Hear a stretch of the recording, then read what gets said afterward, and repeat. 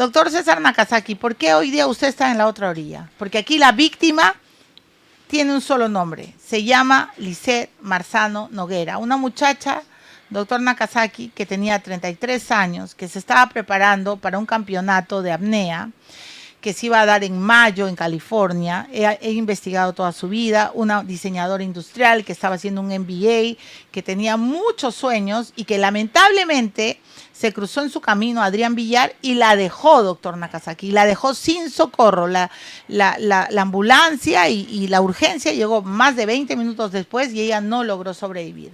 Entonces, usted hoy es el abogado de Adrián Villar, pero Adrián Villar no es una víctima. Él es el que hizo todo esto y hoy día sale en ese video a decir que desde el primer día se puso a disposición de las autoridades. ¿En verdad, doctor Nakazaki, nos están vendiendo un cuento chino? Por favor, quiero escuchar sus argumentos. Cuando inicias la pregunta de por qué en la otra orilla, me has hecho acordar cuando me encontré por primera vez con Ronald Gamarra en la salida de la Procuraduría y me preguntaba lo mismo porque yo había defendido con él muchos casos de procesados por terrorismo. Y como ahora defendía procesados por corrupción, me hace la misma pregunta. Y le digo, es la misma bandera, siempre el debido proceso. Y en el sistema antiterrorista y en el sistema anticorrupción hay un factor común. Se quiere condenar violando el debido proceso. Yo efectivamente llevé a que la jurisprudencia le dé su lugar a los homicidios por violaciones de normas de seguridad, porque la violación de normas de seguridad mata en el Perú más gente que la pistola y el cuchillo. Y por eso estuve en Utopía, Mesa Redonda, el incendio de las galerías de Colini, porque la frase de don Fernando Gomberov, un padre de una de las víctimas de Orly en el tema de Utopía, dijo una frase que a mí me marcó para siempre. Si tú pierdes a un hijo, y arrancó así, perdón, si tú pierdes a tu padre eres huérfano, si pierdes a tu esposo eres viudo, pero si pierdes a un hijo no hay palabra, porque el dolor es indescriptible. Entonces intervengo porque mientras que en los otros casos había impunidad porque nadie asumía responsabilidad, en este caso Adrián Villar Chirinos se ha declarado culpable de homicidio, abandono de persona en peligro y fuga del accidente de tránsito. Él sabe que se le va a imponer una pena y lo que está haciendo es una defensa para preparar que se le ponga la pena que corresponde. Yo le garantizo a la familia Marzano que cuando se lea la sentencia, que es distinto a la prisión preventiva y podemos hablar, cuando se lea la sentencia condenatoria, que sin duda alguna se tiene que imponer, yo estoy defendiendo para que haya una sentencia condenatoria.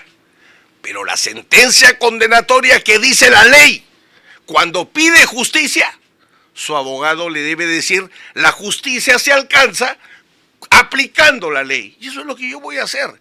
Y lo garantizo públicamente porque son bastantes casos que he demostrado que en este tipo de sucesos hay efectivamente una culpabilidad y una responsabilidad, pero respondo a otra pregunta Pero tuya. entonces usted no está buscando, digamos, que él salga bien librado, porque él no puede salir bien librado. Es culpable y se le tiene que aplicar la pena que corresponde. Y como Adrián lo ha aceptado, su familia lo ha aceptado, yo he asumido la defensa. Si Adrián, por ejemplo, hubiese dicho, defiéndame que soy inocente, defiéndame que quiero que la prueba sea prohibida.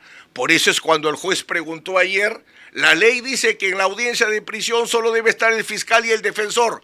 ¿Puede estar el abogado de la víctima?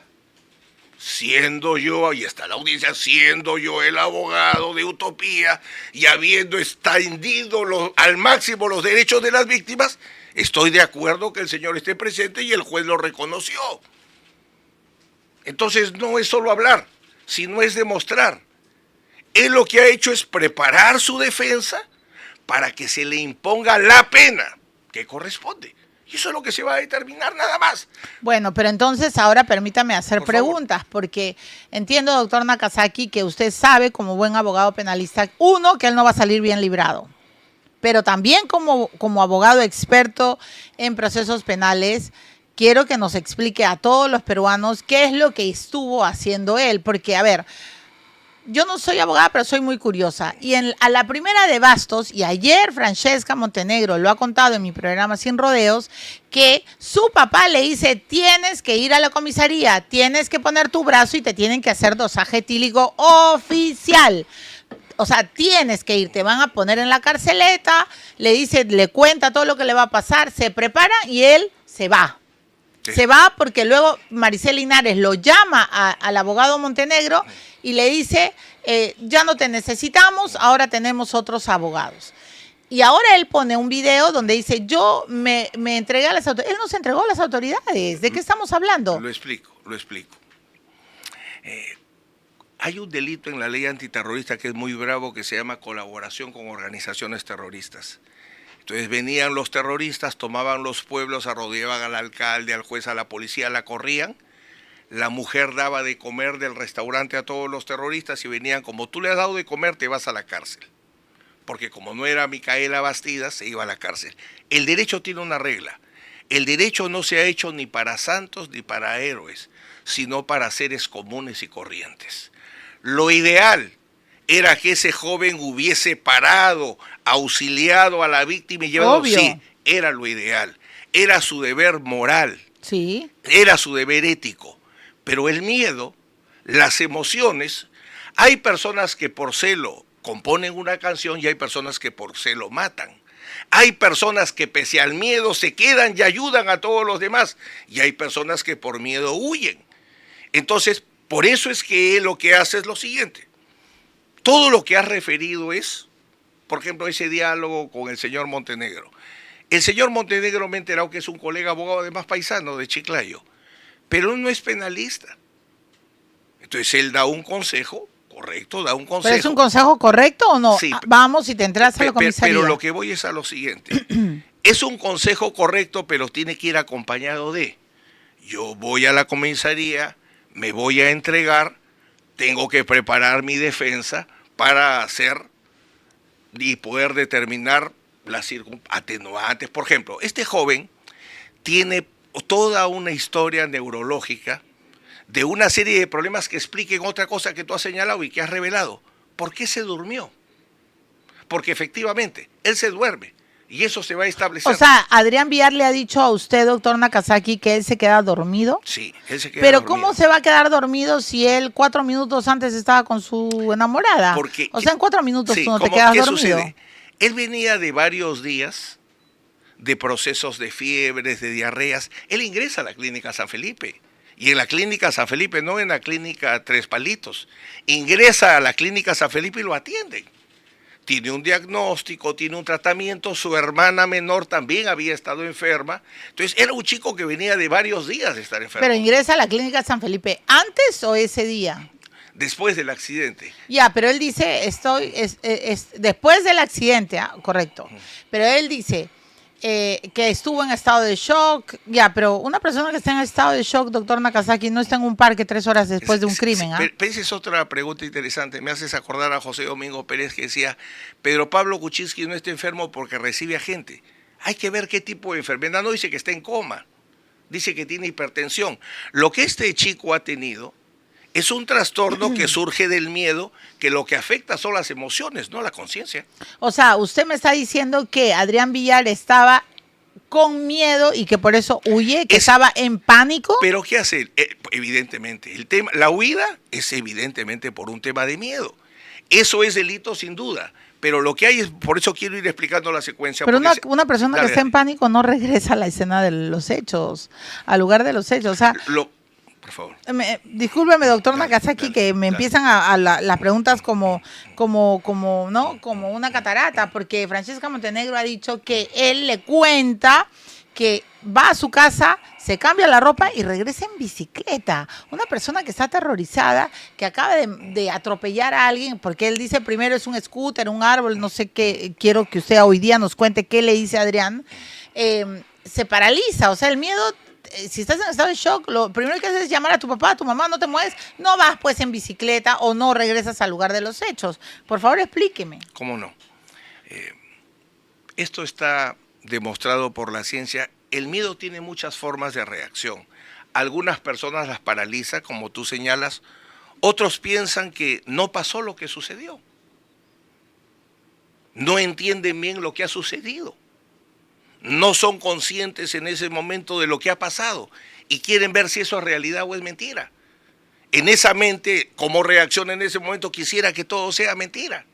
Por ejemplo, él había indicado que el evento se había producido frente al Teatro de la PUC. Y cuando viene la familia para ver dónde ha sucedido, en el Teatro de la PUC no había nada. Era en otro lugar. Él le dice primero a sus padres que él ha atropellado a alguien frente al Teatro de la Católica. Él no tenía claro lo que había sucedido. ¿Qué es lo que dice Adrián? ¿Qué es lo que le dice a usted? Se queda dormido unos segundos, siente que hay un impacto, todo lo que aparece descrito en el video, sale atemorizado, y consecuentemente él lo que dice es: no entiendo muy bien lo que ha sucedido y por eso es que regresa. Por eso es que regresa al evento. Ahora, lo que hay que hacer es, y regresa al lugar del evento, luego llega a su familia, dice: tenemos que asumir esto. Su madre, uno de los videos, en uno de los chats señala: tenemos que asumir la verdad. Entonces buscan en la madrugada a un abogado, nadie contesta, el abogado más cercano, el padre de su enamorada. Efectivamente, el doctor Montenegro tiene la amabilidad de bajar a la calle, ahí le da el consejo legal, pero él no tiene la especialidad. Entonces había que verificar cuál era el consejo más adecuado. Y por eso es que en la mañana ya logran tener el consejo adecuado y realizan los comportamientos que se ha señalado. Él ingresa, luego se siente mal, ingresa a la clínica San Felipe, se aprovecha para hacer ahí un dosaje etílico y toxicológico. Hay un dosaje etílico y hay un examen toxicológico. ¿Quién le recomienda ir a ROE? Ahí voy a ir. A eso de las 6:30 de la mañana antes, Maricel me llama por teléfono. ¿A qué hora? Y es en la mañana, Pues tiene que haber sido 6 de la mañana. Si en la madrugada no fue. Me llama a las 6 de la mañana. Maricel, porque la conocía cuando iba a tu programa, Willax, y la conocía. Entonces, ella me refiere a sucedido este evento. Yo le digo: mira, como no se han presentado en un primer momento y me dices que está él delicado de salud, hay que aprovechar para hacer, como le está en ROE, háganle un buen examen para que en su momento no se vaya a establecer que ha huido por un tema de ebriedad o toxicológico. Háganle el mejor examen posible. Ese es el tema número 1. Y el tema número 2, le recomiendo: busquen un psiquiatra para que el psiquiatra pueda, o el psicólogo, dependiendo, le digo, cuál sea su situación en este momento, para que se pueda establecer cuál es su estado emocional. Y ahí quedé. ¿No le dice vayan a la comisaría? Ya había pasado, eran 6 de la mañana. Pero, doctor, ya, a ver, un momentito, doctor Nakazaki, nadie sabía quién había atropellado a Lisset Marzano. Gino Marzano estaba como un lobo herido, como un lobo que ha perdido a su hermanita, gritando: cámaras, cámaras. Gustavo Vázquez, un muchacho que fue testigo César Vázquez, un joven que ha estado como testigo, me ha contado que él escuchó los gritos del hermano. Pero Milagros, pero ya lo hace. No, doctor Nakazaki, usted me dice, sí, ella ya era a las 6 de la mañana, y ¿cómo que a las 6 de la mañana? Vas a la comisaría y dices: oye, he atropellado. Bueno, es que vuelves a lo siguiente. Lo ideal es lo que tú señalas. ¿Sí? Yo te estoy explicando qué es lo que ha sucedido. Pero si quieres, de ahí me preguntas si eso tiene consecuencias legales, pero tengo que describir primero el hecho. Obvio, tiene que contarme la verdad. Y eso es lo usted nunca le dijo: vayan a la comisaría. Yo lo que le he señalado es lo siguiente: enfrenten el problema legal. Okay. Eso es lo que he señalado. Prepárense para enfrentar un problema legal. No debe haber fugas. ¿Querían fugarse? No, es que ese es tu tema, pues. Ese es tu tema. Nadie se quería fugar. ¿Cómo que ese es mi tema? No entiendo. No, entiendo. Pregunto, ¿querían fugarse? Esa es tu pregunta. Sí. ¿Yo te podría responder eso? No, le pregunto, ¿le dijeron en algún momento? No te podría responder eso, okay, ya, porque eso está en el ámbito del secreto profesional, porque se me está consultando como abogado. igual como se le consultó al doctor Montenegro. Entonces, en ese ámbito yo te digo lo que yo dije.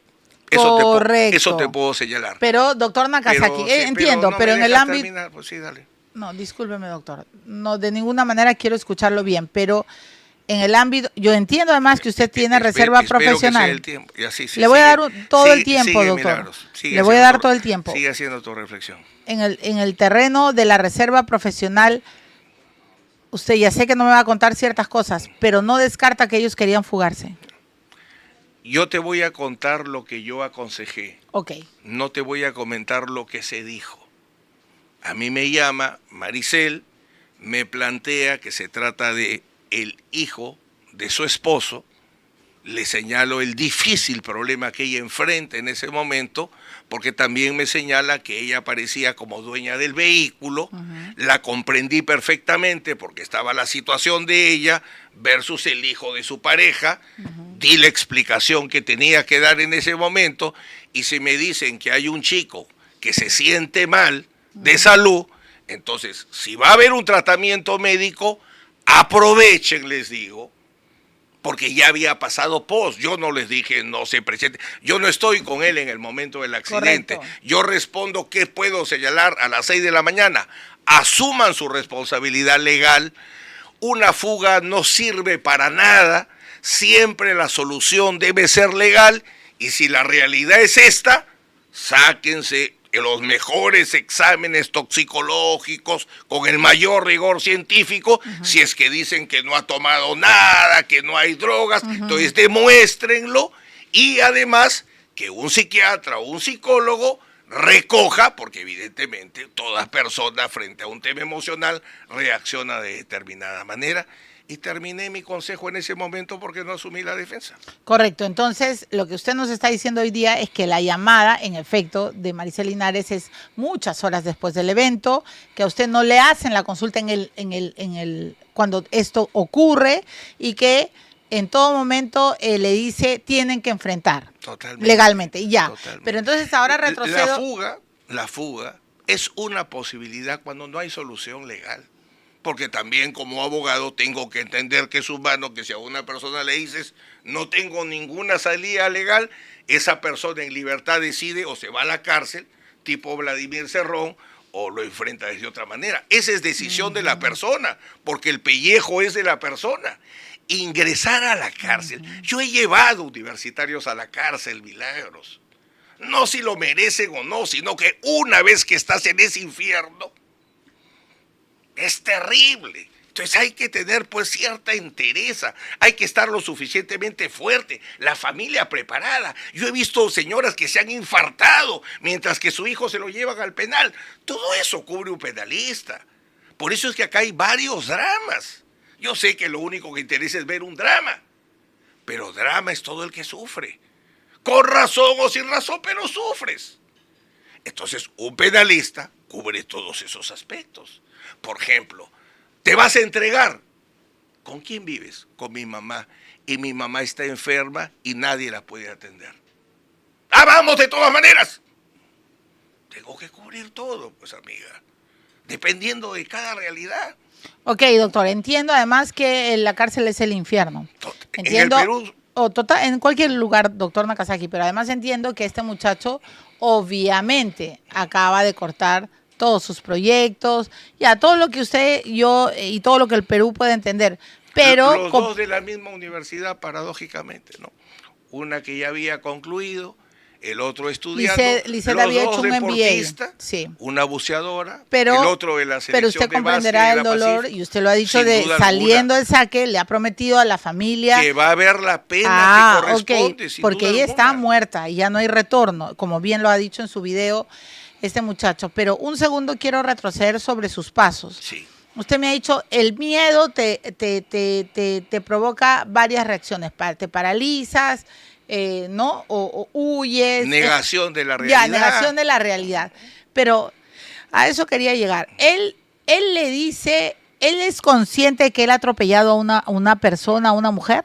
¿Qué es lo primero que, digamos, ok, se queda dormido en su versión, se queda dormido, impacta. Pero, ¿Con qué impacta? Pero permíteme una cosa. Yo entiendo que ese es el tema de interés. Pero el tema de interés mío es que esta persona se ha presentado a una investigación contra quien resulte responsable, él es el que se identifica, él entrega el vehículo para que sea periciado, le insiste a la fiscal que señale un peritaje dentro del plazo de flagrancia, que también es importante. Tú puedes ser detenido dentro de un plazo de flagrancia sin duda alguna, pero tú no tienes la obligación de entregarte para que te detengan. Sin embargo, él se apersona dentro del plazo de flagrancia, presenta un escrito a la fiscalía, coordina con el fiscal y el fiscal le dice, voy a señalarle su fecha para que declare. Dentro del plazo de flagrancia, le dice al fiscal, acá estoy, este es mi abogado. Una hora antes, doctor, que vean bueno, pero dentro del plazo de flagrancia. Ya, pero a ver, ¿usted es consciente como abogado penalista que el dosaje de laboratorio Roe no sirve, no? Eso es bien interesante. Eso es bien interesante. El general Arriola lo ha dicho. Discúlpeme, yo no soy penalista, ni soy fiscal, ni soy abogada, pero él ha dicho que lo único que sirve es el dosaje etílico que el policía lleva a la persona, pone el brazo en una institución oficial. El general Arriola es un gran amigo. Los Arriola son de Chiclayo y los quiero y a él lo quiero mucho. Y es un buen investigador. Pero él debería decir en qué ley señala que la única pericia en materia toxicológica, porque un dosaje etílico lo es, la única que vale es la que se hace en la policía. Las pruebas científicas valen por quién las hace, tiene que ser una persona absolutamente acreditada, y segundo, por el método científico que se utiliza. La ciencia, ¿cómo vale, cómo se le da valor a un acto científico? Porque los actos médicos son actos científicos. ¿Cómo se le da valor a un acto médico? No si es una institución pública o privada. Me haces acordar a eso que mucha gente dice, la pericia oficial vale más que la pericia de parte. ¿Quién dice eso? ¿En qué ley se señala eso? Es la calidad del perito, la metodología que utiliza, con mayor rigor si es una pericia científica. Okay. Así que eso no es exacto, por no utilizar otra palabra. Ya, ¿no? Pero un momento. Y usted es un buen pedagogo, así que me voy a poner en la orilla de la ignorancia. Hay un homicidio. Ha muerto una persona. Confesado. Se reconoce que se es autor de homicidio culposo agravado, abandono de persona en peligro y fuga de accidente de tránsito con causas fatales. Los 3 delitos por los cuales ha abierto y proceso el fiscal han sido aceptados. Una semana después es confesado. Cuando se ingresa a la investigación. Ok, ya, pero mi no podrían ser confesados antes de la investigación. Es en la investigación. Durante la investigación. Pero mi pregunta, doctor Nakazaki, es una sola. Hay un homicidio, hay una persona que, como usted está argumentando, huye de la escena por miedo, llama a su padre, a su madre, a la madrastra, en fin, y deciden lo que ellos deciden. Pero usted me dice, van a un examen que es, por supuesto, el laboratorio Roe es muy bueno, pero ¿eso vale sin la presencia de un policía, sin la presencia de un fiscal? Esa es mi pregunta, porque es un homicidio. Yo sé, y no estoy, por favor que se me entienda bien la pregunta, yo no estoy diciendo que de repente en Roe pasó algo turbio, pero cualquier persona podría sospechar. ¿Y qué tal si el brazo fue de otra persona? ¿Me dejó entender? Sí, porque no hay ningún policía. Están yendo de manera privada a hacerse un examen cuando acaba de morir una persona. Correcto. El tema es el siguiente. Él ingresa a ser atendido a la clínica San Felipe por razones reales. Hay un diagnóstico, hay un tratamiento. En ese ámbito se hacen una serie de exámenes. Ajá. Y se aprovecha para hacer estos exámenes. Ese examen es de laboratorio Roe dentro de la clínica. No tengo exactitud. Porque Roe tiene un laboratorio en la San Felipe. No tengo exactitud en cuál de los locales porque no he analizado eso, pero respondo. No, eso se hace sobre la base de la necesidad de que él sea atendido, porque había un cuadro clínico real y un tratamiento real. En ese contexto donde él busca estabilizar su salud y tener la fuerza necesaria para enfrentar lo que debe enfrentar, porque si yo voy a un lugar a reconocerme como culpable, me pueden meter preso. Está dentro de lo probable. Entonces tengo que estar preparado para ir preso, sobre todo cuando sé que no solo voy a ir preso durante el proceso, porque acá el abogado le tiene que decir, tu problema no solo es que haya prisión preventiva, tu problema es que va a haber una condena, porque tu defensa tiene que ser de culpable. Entonces se prepara para poder enfrentar esa situación. Entonces acá hay una persona, porque en el caso de Utopía y en otros casos es una lucha contra la impunidad. El alcalde de Arllán decía que era inocente, el gerente de la discoteca decía que era inocente. Acá este joven se ha declarado culpable. Cuando se dice, pero te fugaste, es un delito y me declaro culpable. No la ayudaste, la abandonaste, es un delito grave y me declaro culpable. Vaya uno a decir, no, me declaro inocente, no se declara culpable. Pero Francesca Montenegro, su papá, el abogado Montenegro, Rolo, recuérdame bien, ahora sí, ya no sé cuál de los dos dijo, que Adrián Villar contó que estaban preocupados por el auto y por la carrera de Maricel Linares. Entonces, cuando usted me dice, pero ellos, Adrián, ¿no? Le dijo Adrián le dice al propio abogado Montenegro en un chat el 18, gracias Rolo por la precisión, el 18, al día siguiente, a las 10 de la mañana, cuando hablan, le dice que porque él les pregunta, ¿ya te entregaste? No, estábamos preocupados por el auto y por la carrera de Maricel. Y mire lo que usted está diciendo, que al día siguiente, a las 6 de la mañana, le llama Maricel, que dice que están en shock y se van a la San Felipe y todo lo demás. Entonces, si él es culpable, si se van a entregar y todo lo demás, ¿por qué rayos, perdónenme por esta expresión, por qué rayos mienten tanto? Maricel Linares presenta un documento, doctor, que es mentira. La propia notaría ha dicho, esto no existió. Entonces, discúlpeme, pero aquí hay demasiada mentira, demasiado enredo, que yo no sé cómo van a salir bien librados. El problema, Milagros, es que si ese es el mensaje comunicacional, entonces no sirve nada de lo que está haciendo mi patrocinado. Había una investigación contra quien resulta responsable, y él va y a partir de su presentación cambia los términos, dice ahora la investigación es contra Adrián Villar Chirinos. Correcto. 2, se necesita, ¿qué es la prueba fundamental que se necesita en un accidente de tránsito? El vehículo para periciarlo, acá está. Quiero saber cuál es tu estado de salud, tu nivel de conciencia, porque eso es central. Acá está mi informe toxicológico. Y 4, viene participando en todas las diligencias. ¿Qué pasó antes? ¿Por qué se demoró? ¿Cómo solucionaron los problemas internos que había el hijo del esposo? ¿No interesa? No digo que no interese. Para efectos de reconocer la culpabilidad y que se me aplique una pena, eso será, han abierto una investigación y en esa investigación pues se determinará. Pero doctor Macasa, que hay un delito de encubrimiento. Seguramente. De querer sustraerlo. Seguramente. Porque el carro, ¿cuándo se entrega? 3 días después. Ya, ese es un tema. Si el carro se entrega y por haber demorado la entrega no se pudiese desarrollar adecuadamente una pericia, tendrías algún sentido en tu cuestionamiento o pregunta.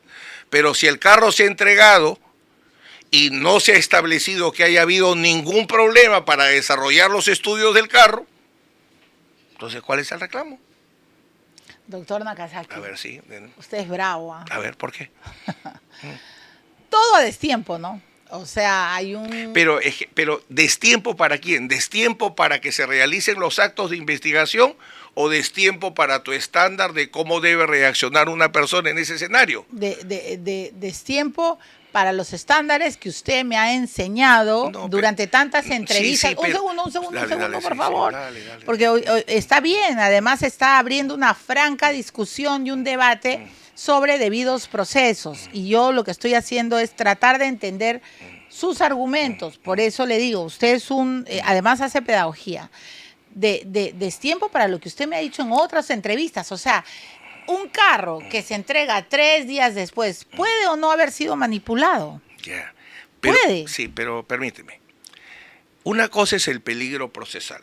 El peligro procesal, que es lo que se evaluaría ahorita, es si la demora efectivamente, como tú dices, en la entrega del carro, ha podido... Ayer, por ejemplo, el fiscal decía, el carro puede haber sido manipulado. Correcto. Bueno, el carro lo tienen los expertos de la policía hace varios días, y si hubiese algún tipo de manipulación, tú bien sabes que en un segundo, cuando tú ingresas tu vehículo, por ejemplo, a la Mercedes, te dicen, esta pintura no es de Mercedes, esta pintura se ha hecho en otro sitio. O sea, perfectamente se puede determinar si es que un carro ha sido manipulado o no. Si la prueba hubiese sido manipulada, punto, prisión preventiva. Pero el carro tiene ya varios días de entregado y nadie ha señalado porque no hay ninguna manipulación. Entonces, ¿para qué la especulación? ¿Es normal, doctor Nakazaki, que una pericia de un auto demore tanto? Por supuesto. ¿Es normal? Por supuesto. Demoran. Porque casi 2 semanas, ¿no? Demoran. Y además, te doy otro dato. Hemos insistido reiteradamente a la Fiscalía que designe peritos, que se impulse la pericia, porque los primeros interesados somos nosotros. Usted, bueno, yo sé que me va a decir Milagros, estás hablando tonterías, pero ¿usted realmente cree que iba a 48 kilómetros por hora? Te digo algo. Ayer que leí el informe incompleto, dice que la velocidad ha sido correcta. ¿Que la velocidad ha sido correcta? Dentro de la permitida en el área de tránsito. El problema no es la velocidad. El problema es que él se duerme y por eso en una avenida sin ningún problema. ¿Por qué el carro se va de un lado a otro? Yo no sé si tú que te quedas hasta... Porque pierde el control del auto. No, pero si pierde porque se duerme o pierde porque va a mucha velocidad o pierde porque tiene alguna falla mecánica. Ese carro no tenía fallas mecánicas. No ha ido a una velocidad tal que hace que uno pierda el control. Entonces hay que buscar otra causa. Si no hay defectos mecánicos, si no hay una trayectoria de tanta velocidad, porque la distancia es muy poca también, además de donde salió a donde se produjo. Más velocidad hay en la fuga. Ahí hay más velocidad. Pero en el impacto, lo que leí rápidamente en el informe incompleto, decía que el tema de la velocidad estaba dentro de los límites permitidos. Doctor Nakazaki, ahora el homicidio culposo es por haberla matado manejando un vehículo y eso genera un homicidio culposo agravado. Ni siquiera un homicidio culposo simple. Es un homicidio culposo agravado. O sea, ¿usted no cree en la teoría desarrollada por otros abogados que es homicidio simple con dolo? José Luis Castillo, que creo que estaba sentado acá, participaba conmigo en Utopía. Así que juntos desarrollamos qué es la indiferencia. Para él es homicidio simple con dolo. Es lo que él ha señalado, ¿no? Es lo que él ha comentado y hago ahí bonita... Juntos creamos esa figura, porque tampoco, como enseñanza, no me gusta robarme lo que no es mío, porque hay que ser honesto. Entonces, con él trabajé ese tema.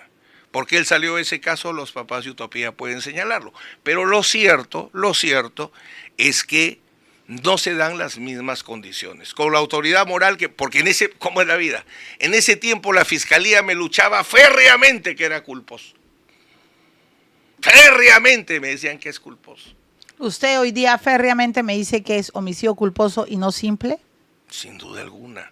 Porque conozco los estudios psiquiátricos, psicológicos. Por eso algo bien dijo el fiscal de la Nación ayer en tu otro programa. Se está investigando.